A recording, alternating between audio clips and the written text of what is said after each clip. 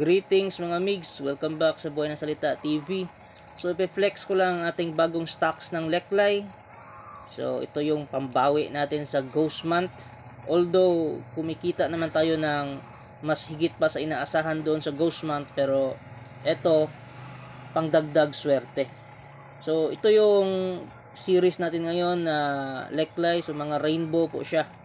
So Malaysian Leklay po ito lahat, mga rainbow. Itong isa, ang ganda na pagka-rainbow nito. So, ito yung number 1. Yan, napaka-solid oh. Klarong-klaro yung pagka-rainbow dito. Lalong-lalo na sa yung personal mo makita. Kasi, pag nandito kasi sa camera, hindi siya masyadong, tumitingkad yung kulay. Hindi ko alam kung paano i-adjust yan eh. Siguro sa quality rin ng camera ng cellphone ko, hindi ganun kaganda. Pasadyahan nyo na, medyo maingay yung background ko, may mga kambing. So ito yung next. Yan, rainbow din siya, pero hindi masyadong halata kapag dito sa camera. Yan, may pagka rainbow rin dito. Diyan. Yan, so mga neon colors po ito na rainbow. So ang ganda. At saka yan nagpapawis pa humihinga pa siya. So meaning buhay na buhay siya. Yan. So next tayo. At ito yung next natin. So maganda din, rainbow din siya, hindi lang basta rainbow, neon po ang pagka-rainbow niya. So rare po. Neon rainbow Malaysian Leklay. So rare po siya. Medyo iba nga lang yung presyo. Kahapon nagpapawis din ito eh. So pangkalahatan na ito, depende na rin sa wish nyo. Pero yung kabilang side niya red. So more on attraction. So maganda ito sa kung negosyo mo online. Yan, so nag-a-attract ng tao. Tapos syempre, yung pagka-rainbow niya, mas lamang yung green.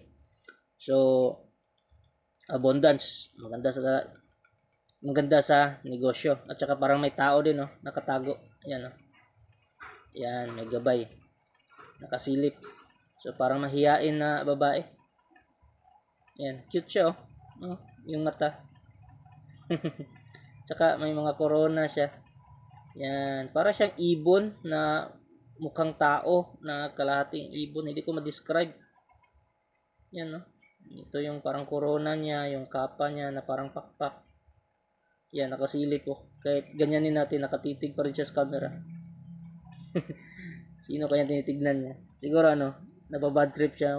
Bakit niya ako binibidyoan? So next pa tayo. At ito yung pang-apat natin. Yan, neon rainbow rin. So may pagka neon red. Ay, purple pala, purple. So intuition, nagpapalakas ito ng sidekick power. At saka, yan, may sumisilip na naman na gabay. Nakatawa pa. Mas okay to. Yung isa kanina, parang mahiyain siya. Parang nagtatago. Pero ito, ayun, nakasmile, dalawang mata. Saka yung bibig. Yan, nakasmile. So, parang good trip to palagi, Parang lakas tama mo, bro, Yan, tumatawa pa. So, ang ganda ng pagkakuha niya. Silver din. So, money magnet. Tapos may pagka-green for abundance sa negosyo. So, ito. So, okay ito kung yung negosyo mo, may kaunting halo ng kasiyahan. Tulad ng negosyo mo ay mga party-party, ganon. May mga clowns, ganon. Kasi nagdadagdag ng saya So, yun yung nafe-feel ko sa intuition ko according sa gabay niya. Na yan, tumatawa pa. Yan. Ito yung mata, dalawang mata, ito yung bibig. So, mga migs, kung gusto niyo ito, message na kayo sa akin. Medyo magkaiba lang ang price ko sa series na ito. Kasi nagaganda yung kulay. Mga rare siya, mga neon na siya, tapos rainbow pa. So, medyo iba lang yung presyo ko. So, next tayo. At ito yung pang-5. Maganda din. Purple, intuition. May pagka-yellow for abundance, money. Tapos ito black yung base niya for protection. Yan. Maganda din Black. Black na black So dito yung dito yung protection niya, grounding. At saka sa mga purple na gusto, sa mga tao pala, sa mga purple. Sa mga tao na gustong i-enhance yung psychic ability niya, nire-recommend ko ito. Kasi ano for intuition itong purple Tapos may protection pa, so hindi kayo basta-basta malilinlang ng mga fallen angels na gusto kayo linlangin at gamitin ang inyong enerhiya o kapangyarihan. So higupin nila yan. Yan, message lang ako. So next tayo. At ito yung panghuli, ito yung paborito ko kasi napakaganda ng pagka-rainbow. Neon gold pa siya yung majority ng kulay niya. May pagka-rainbow na neon gold. So napakaganda. Yan. Sa likod naman, yan, neon silver na may pagka-bluish. So healing. At the same time, money magnet. So maganda din siya. Pero dito ako bilib sa harap neon yellow or gold. Tapos ayan, nagkahalo-halo na yung mga kulay.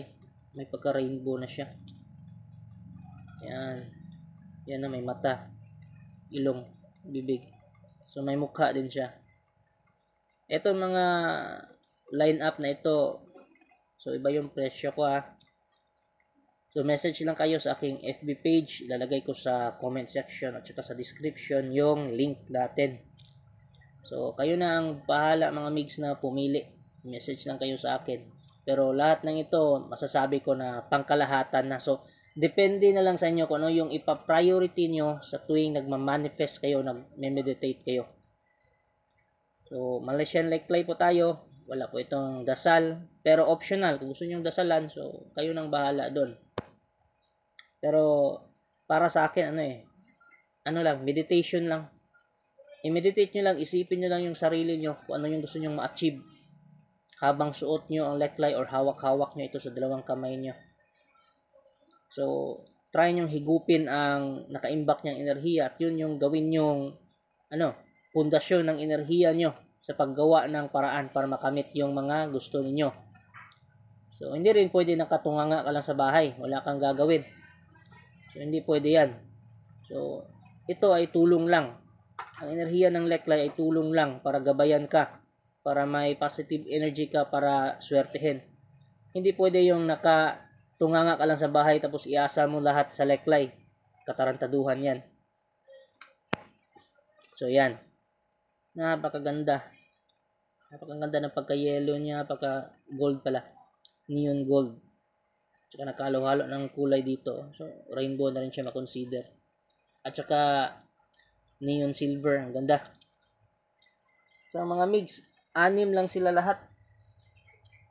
So, message lang kayo. Picturean ko to isa-isa. Tapos, yan.